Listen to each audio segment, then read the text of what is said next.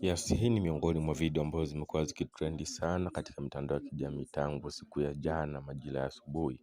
Nalipotia kwamba ni miongoni mwa video ambazo zimechukuliwa hivi karibuni, yani kwa siku ya jana katika mkoa wa Mwanza, wilaya ya Ilemela ama manispaa ya mji wa Ilemela.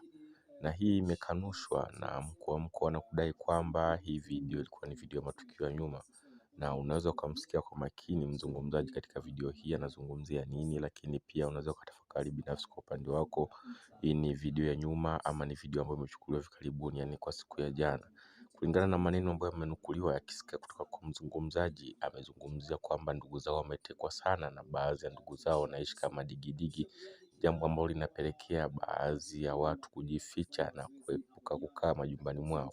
Nini maoni yako kulingana na kinachozungumziwa? Lakini sambamba na hilo pia kuna muonekano hapo wa mabango, lakini pia hali ya kusikilizwa, jambo ambalo tarehe 29 halikutokea.